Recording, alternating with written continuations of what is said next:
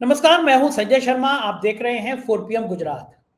क्या नफरत प्रेम पर भारी पड़ सकती है? कभी भी ऐसा नहीं हुआ कि नफरत प्रेम पर भारी पड़ी हो। बच्चों का सबसे प्यारा त्योहार क्रिसमस, उस दिन भी नफरती चिंटू निकल पड़ते हैं अपनी नफरत फैलाने के लिए, चर्च के बाहर बदतमीजी करने के लिए। अभय दुबे जी से मैंने जानना चाहा कि भारत इतना नफरती देश क्यों होता जा रहा है, क्या कारण है।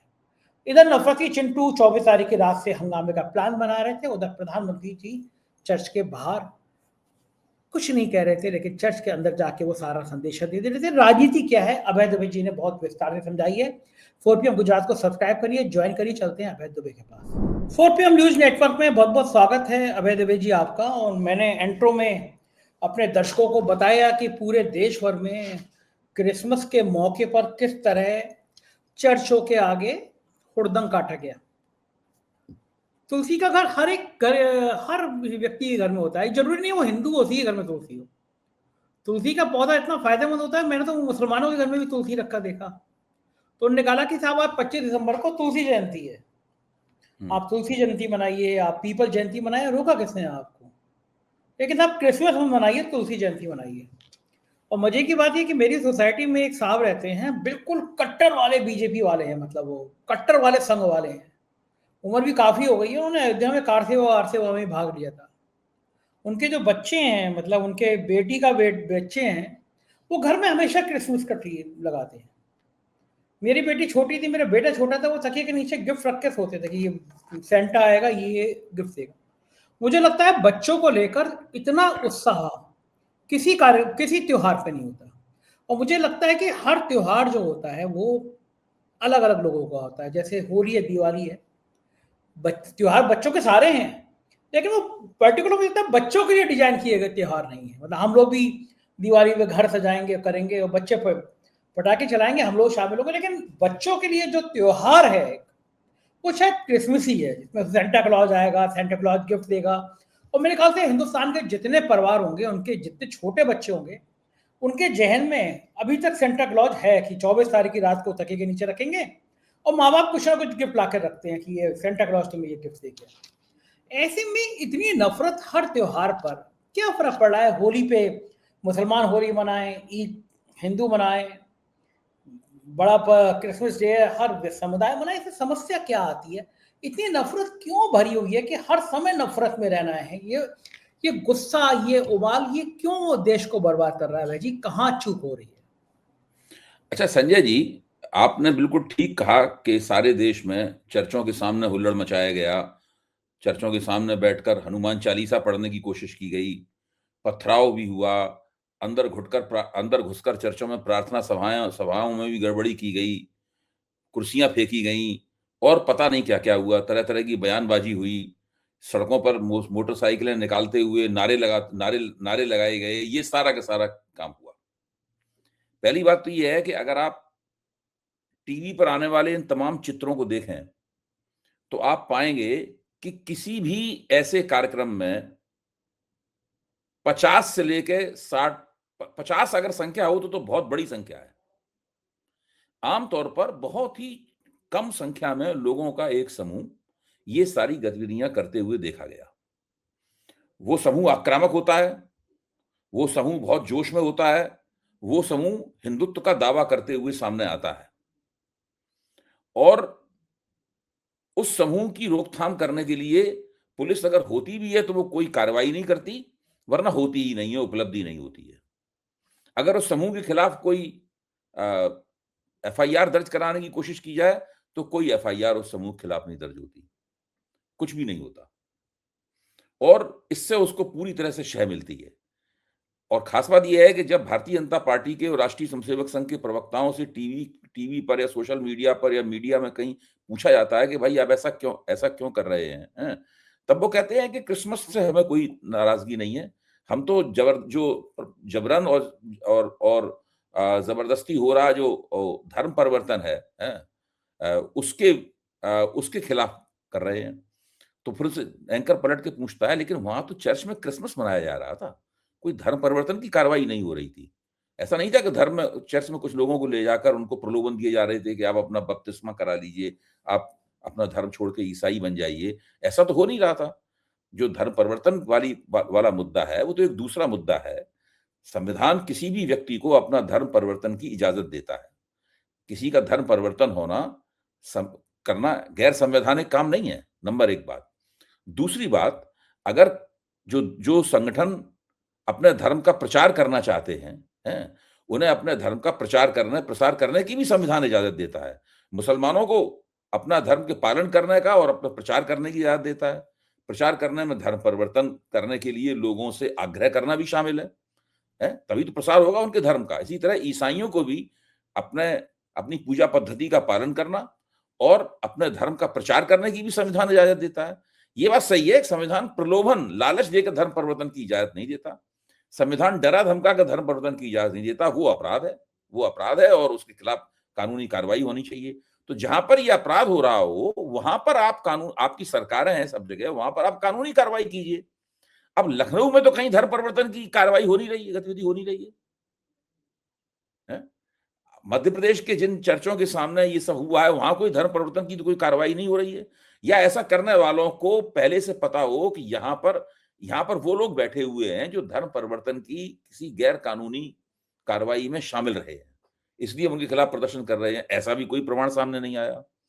तो पहली बात तो यह है कि ये हुल्लड़ मचाने वाले, क्रिसमस को गड़बड़ाने वाले, ईसाइयों के खिलाफ नफरत फैलाने वाले, इन लोगों की संख्या बहुत कम है। संख्या में इन लोगों का संबंध मोटे तौर पर या तो ऐसे हिंदू संगठनों से है जिनको राष्ट्रीय स्वयंसेवक संघ और भाजपा अपना मानने से बार बार इनकार करता रहता है, या फिर वो सीधे सीधे बजरंग दल के हैं और विश्व हिंदू परिषद के हैं जो राष्ट्रीय स्वयंसेवक संघ का संगठन है और भारतीय जनता पार्टी के साथ सीधे सीधे जुड़ा हुआ है। भाजपा की सरकारों की उसको शय प्राप्त हो रही है। ये तो है एक नजारा। दूसरा नजारा क्या है? दूसरा नजारा यह है कि हमारे आदरणीय प्रधानमंत्री केरल जाते हैं तो वहां पर बड़े बड़े चर्चों में जाते हैं, बड़े बड़े ईसाई पादरियों से मिलते हैं, बाइबल को उठा के माथे से लगाते हैं और उनको अगर खास तरह की टोपी पहनाई जाती है तो वो भी पहनते हैं, चोगा पहनाया जाता है तो वो भी पहनते हैं, कोई पटका डाला जाता है धार्मिक प्रतीक के तौर पे तो वो भी पहनते हैं। इटली में रोम जाते हैं, वहां पोप से मिलते हैं और चर्चों में नरेंद्र मोदी विख्यात हों, दीर्घजीवी हों, इसकी ईसाई पादरी जब प्रार्थना करते हैं तो उसकी खबर आती है। व्हाइट हाउस में जब दिवाली मनती है तो उसकी बड़े पैमाने पर खबर आती है कि भाई व्हाइट हाउस में भी दिवाली मनाई जाने लगी। भाई सबसे पहले राष्ट्रपति बुश जूनियर के जमाने में व्हाइट हाउस में दिवाली दिए जले थे, उसके बाद ओबामा के जमाने में दिए जले और ओबामा ने खुद अपने हाथ से दिए जलाया था। अब ट्रंप के जमाने में भी दिवाली वहां पर मनाई गई। इसका एक दूसरा पक्ष भी है कि अमेरिका में भारतीयों की संख्या इतनी ज्यादा बढ़ गई है और भारतीय इतने शक्तिशाली हो गए हैं कि वहां पर मॉल के अंदर जो बाजार होते हैं, जो सेल लगती है, जो end of the season cell है, उसमें दिवाली की सेल भी शामिल होती है। पूरे कैलिफोर्निया प्रांत जो अमेरिका का बहुत बड़ा, शायद सबसे बड़ा प्रांत है कैलिफोर्निया है, उस कैलिफोर्निया प्रांत में जैसे हिंदुस्तान में दिवाली की सेल लगती है, जैसे कैलिफोर्निया प्रांत में दिवाली के मौके पर सेल घोषित की जाती है कि इतने प्रतिशत आपको छूट मिलेगी। तो मैं कहना ये चाहता हूं कि ये जो मोदी जी की कथित उदारता और बजरंग दल की कट्टरता, इसका क्या मेल है? आप इस बात को देखिए, अमेरिका में दिवाली मनाए जाने पर गर्व और भारत में क्रिसमस मनाए जाने वाले पर नफरत और चिढ़, इसका क्या मेल है आपस में? तो ये सब जो हो रहा है ये एक खास तरह का राजनीतिक और विचारधारात्मक पाखंड है और ये पाखंड से भरा हुआ नाटक हिंदुस्तान में प्रकरण दर प्रकरण खेला जाता है। कभी क्रिसमस के मौके पे खेला जाता है, कभी ईद और बकरीद के मौके पे खेला जाता है, कभी चुनावी मुहिम में भी ये पाखंड नाटक खेला जाता है।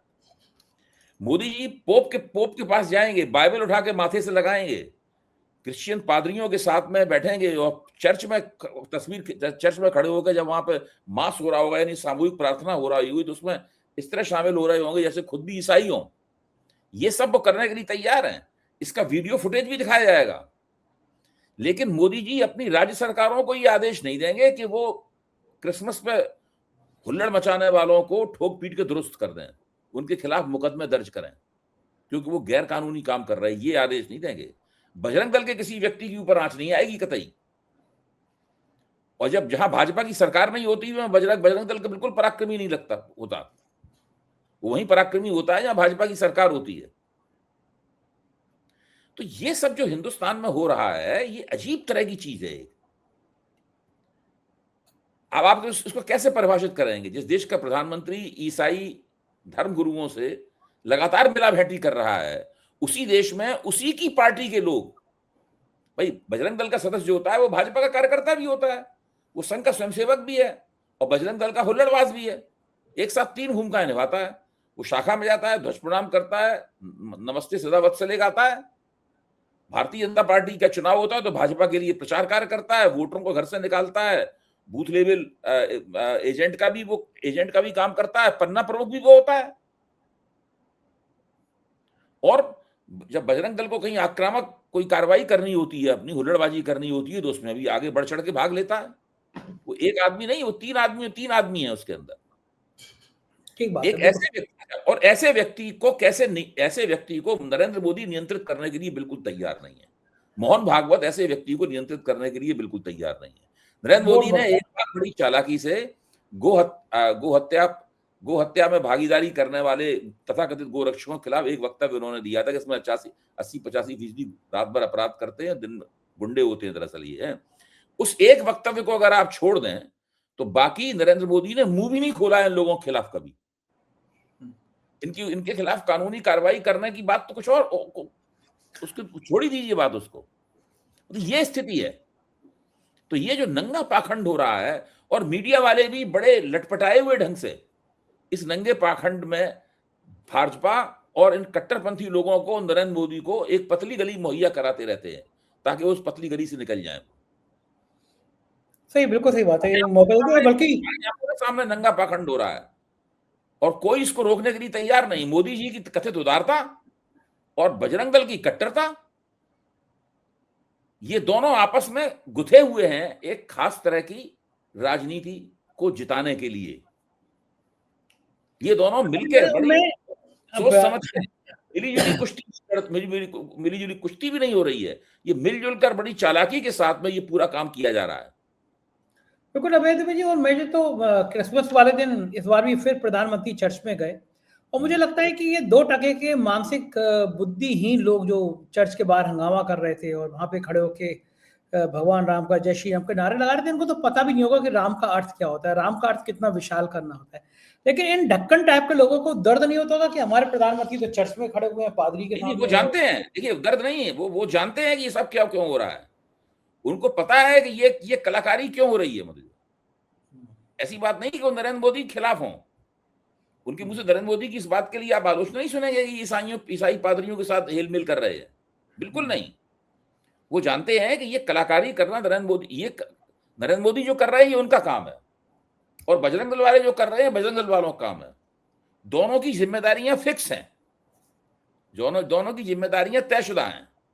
नरेंद्र मोदी ये करते रहेंगे और बजरंग दल वाले ये करते रहेंगे। इसी तरह आप मुसलमान देशों में मोदी जी जाते हैं, सऊदी अरब में उनको इतना बड़ा इनाम मिलता है, ओमान जाते हैं तो इतना बड़ा इनाम मिलता है, सब शेखों से हेल मेल करते हैं, गले लगते हैं, सब कुछ करते हैं, एक मौका भी नहीं छोड़ते मुस्लिम देशों में जाके वहां की उनकी आवभगत लेने का। और उनके जब आते हैं राज्याध्यक्ष आते हैं तो हिंदुस्तान में उनकी खूब आवभगत होती है। लेकिन हिंदुस्तान में मुसलमानों के खिलाफ निरंतर घृणा की मुहिम चलाई जाती रहती है, निरंतर बिना रुके हुए। मोदी जी और अमित शाह दोनों उस मुहिम में खुद अदबदा के योजना पूर्वक भाग लेते हैं। और निर्लजता की बात यह है कि ये करते भी जाते हैं और कहते भी जाते हैं कि मैं हिंदू मुसलमान नहीं करता। अच्छा, ये क्या नंगा पाखंड नहीं है? आप जिस वक्त आप कह रहे हैं कि मैं हिंदू मुसलमान नहीं करता, उससे पहले आप 50 भाषण दे चुके हैं इस तरह के। आप लगातार मुसलमानों के खिलाफ घृणा फैलाते हैं, ईसाइयों के खिलाफ घृणा फैलाते हैं, आपकी पूरी पार्टी घृणा फैलाती है, राष्ट्रीय स्वयंसेवक संघ घृणा फैलाता है, सब कुछ करता है। अगर आपको गैर संवैधानिक और गैर कानूनी तरीके से होने वाले धर्मांतरण से संघर्ष करना है तो उसका तरीका है, आप उस तरीकों कीजिए जहां पर वो गैर कानूनी धर्मांतरण हो रहा हो उसकी शिनाख्त कीजिए और उसके खिलाफ वहां पुलिस का छापा पड़े, वहां लोगों को गिरफ्तार कर लीजिए कि भाई ये लोगों में रुपया बांट रहे हैं, शराब बांट रहे हैं, या उन्हें नौकरी का प्रलोभन दे रहे हैं, या कुछ इस तरह की, या डरा धमका रहे हैं, कुछ ऐसा काम कर रहे हैं यहाँ पे जो धर्मांतरण जो है वो अपने मन से आस्था का परिवर्तन न होकर योजनाबद्ध तरीके से साजिशन कराया गया आस्था का परिवर्तन है। वहां पे आप कीजिए ये अच्छा, कभी नहीं करेंगे, ये कभी नहीं करेंगे, लगातार इस तरह। मेरी समझ में तो ये नहीं आता अभय जी कि आप जहां ये धर्मांतरण की खबरें आती हैं वो सब तबका बड़ा गरीब होता है। तो कहते हैं गरीब होता है। एक जगह मैं देखा था, ब्लाइंड बच्चे थे, उनके लेके हंगामा हुआ। ऐसे लोग थे जो असहाय हैं, कमजोर हैं, और ये कहा कि धर्मांतरण उनका होता है। तो मैं समझ नहीं पा रहा कि अगर ये ईसाई मशीनरी के लोग जिनका आप आरोप लगाते हैं वो गरीबों के पास पहुंच जाते हैं, तो ये जो हमारे धन्ना सेठ हिंदू संगठन चलाते हैं, बजरंग दल, विश्व हिंदू परिषद, ये उन गरीबों के पास क्यों नहीं पहुंच जाते? आखिर आप ये सब कुरीति क्यों नहीं दूर कर देते कि कोई दलित मंदिर में नहीं जाएगा? ऐसी चीजें आती हैं। कोई कई जगह तो एक बार तो राष्ट्रपति को लेके विवाद हो गया था, बहुत फिरके में रही कि मंदिर मना कर दिया गया था। आज भी कई मंदिरों में है ये बात कि पिछड़े और दलितों को लेकर भेदभाव रखा जाता है। मैंने तो कहा था कि कितना अच्छा होता कि भगवान श्री राम के मंदिर का, अयोध्या के मंदिर का मुख्य पुजारी किसी दलित को, किसी पिछड़े को बना दिया जाता, और अच्छा संदेश आता। तो फिर अगर आपके धर्म में कोई ऐसी चीज है जो लोगों को दूर कर रही है उससे, तो उसको ठीक करिए, उन गरीबों की मदद करिए। कि आप फिर लाख चलाते रहे कि पादरी की नहीं, ईसाई में आ जाओ, कहेंगे नहीं भाई हमें तो हिंदू धर्म के लोग बड़ा सपोर्ट करते हैं। आखिर क्यों महात्मा गांधी के सपनों को पूरा नहीं हो पाता है? आखिर बाबा साहब को बौद्ध धर्म क्यों ग्रहण करना पड़ गया? इन सब पे भी तो चर्चा होनी चाहिए ना कि ऐसी कौन सी कुरीतियां हैं जिससे आम आदमी गरीब परेशान है, आपका धर्म उनका पूरा नहीं कर पा रहा, आपके संगठन कुछ और उद्देश्यों में है, वो अखलाक को ढूंढते रहते हैं, गरीबों के पास क्यों नहीं चले जाते? नहीं, आप बिल्कुल ठीक कह रहे हैं, मैं आपकी बात से पूरी तरीके से सहमत हूं।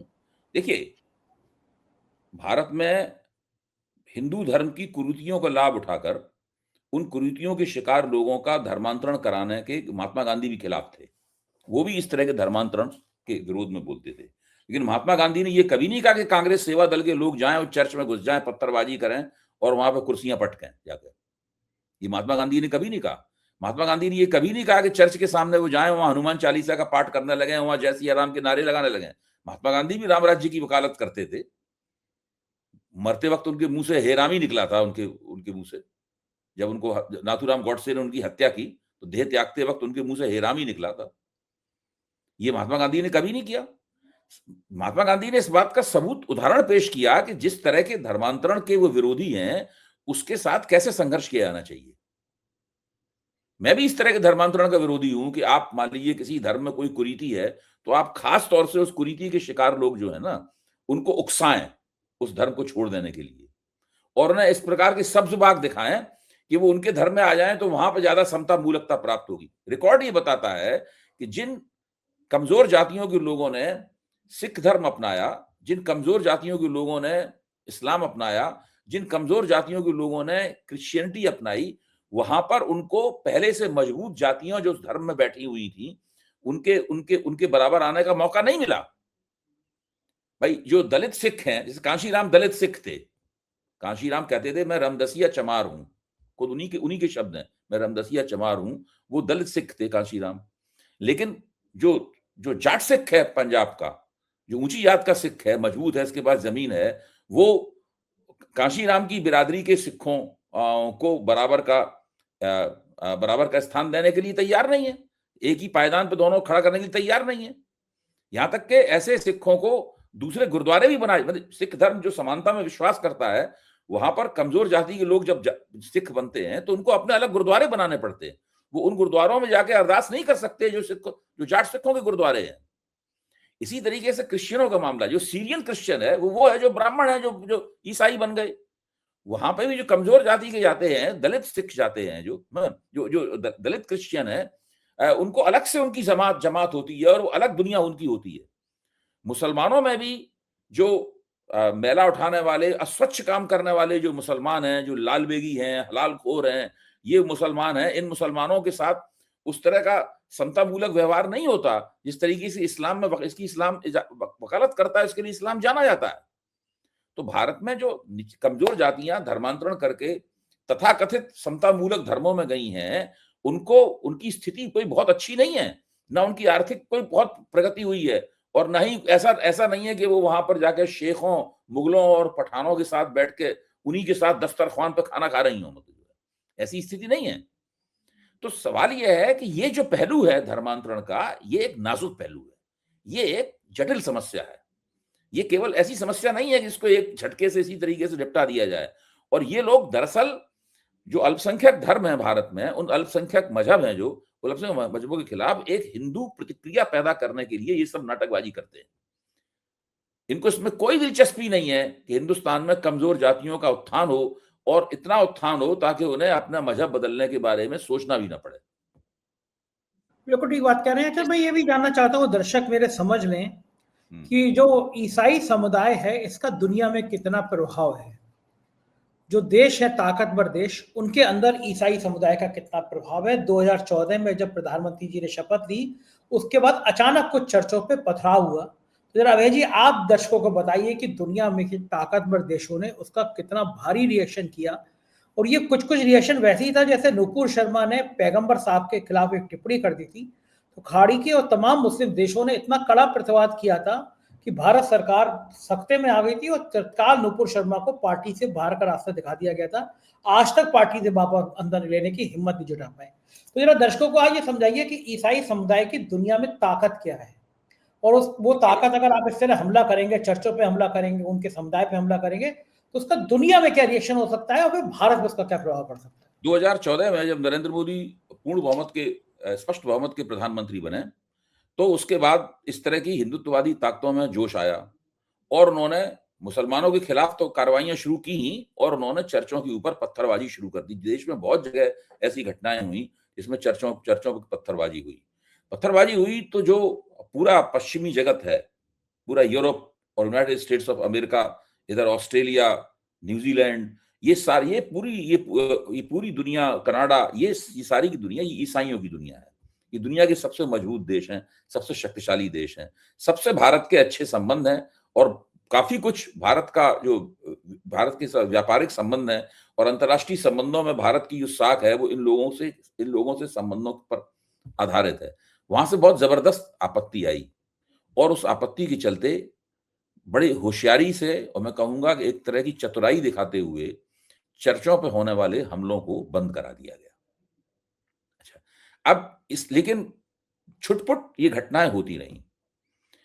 2024 में आकर अगर आप उस संख्या को देखें जो चर्चों, ईसाइयों के खिलाफ आक्रामक और नफरती भाषणों और आक्रामक गतिविधियों वाली घटनाएं हैं, तो आप देखें कि उन घटनाओं में एक बड़े पैमाने में वृद्धि होती है, और इतनी जबरदस्त वृद्धि होती है कि वो कई 100 गुना वो घटनाएं बढ़ जाती हैं।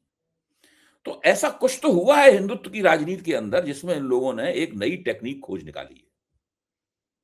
उसके बाद मोदी जी ईसाई पादरियों से नहीं मिलने जाते थे, लेकिन ये नया हथकंडा खोजा गया है कि मोदी जी ये काम करें और बजरंग दल वाले ये काम करें।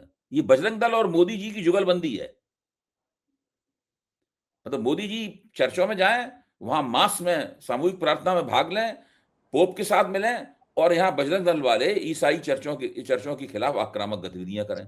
जरा भक्तों को ये भी बता दीजिए, जानबूझकर सोचे समझे तरीके से हो रहा है। अभय जी जरा ये भी भक्तों को बता दीजिए कि ईसाई प्रभुत्व वाले देश कौन कौन से हैं, समझ में आ जाए कि अगर आप यूनाइटेड स्टेट्स ऑफ अमेरिका, जो मोदी जी के परम मित्र हैं, डोनाल्ड ट्रंप, उनके जो समर्थक हैं, मागा वाले समर्थक, जो मेक अमेरिका ग्रेट अगेन वाले समर्थक हैं, वो सारे के सारे कट्टर ईसाई, व्हाइट क्रिश्चियन, सफेद चमड़ी वाले कट्टर ईसाई हैं। वो बड़े पैमाने पर मोदी जी के, ट्रंप के समर्थक हैं। अभी तो ये हुआ था कि ट्रंप ने कहा था कि नाइजीरिया में ईसाइयों को सताया जा रहा है, अमेरिकी सेना तैयार है नाइजीरिया के खिलाफ एक्शन करने के लिए। ये तक उन्होंने कहा था। इन्हें पता नहीं है कि अगर ये ईसाइयों के खिलाफ इसी तरह की गतिविधि करते रहे तो इनको, अब हो सकता है ट्रंप इसी बात से चिढ़ के इनके ऊपर जो टैरिफ लगाया है वो टैरिफ को और बढ़ा दे। यही मैं कहना चाह रहा था कि दुनिया के इतने ताकतवर देश हैं वो ईसाई, लेकिन फिर भी इसके अंदर एक डिजाइन है। मैं आपसे संजय जी कहूंगा, इस डिजाइन की तरफ हम लोगों को निगाह रखनी चाहिए। ये 2014 में डिजाइन नहीं थी इनके पास, ये सोचा नहीं था इन्होंने ये रणनीति। 2019-20 में भी रणनीति नहीं छोड़ी, ये इस वक्त अभी 2 साल से ये आई रणनीति सामने। ये 2024-25 का ड्रामा है पूरा का पूरा। बिल्कुल ठीक बात है। हाँ। लेकिन वो तस्वीर बहुत जल्दी सामने आ जाएगी, लोग समझेंगे कि हिंदुस्तान प्यार मोहब्बत का देश है, इसमें नफरत की कोई जगह नहीं है। बहुत बहुत शुक्रिया अभय जी, आपने मुझे समय दिया। ये थे अभय दवे जी, पूरी बातचीत आपने सुनी, कैसी लगी बातचीत बताइएगा जरूर। शुक्रिया, थैंक यू।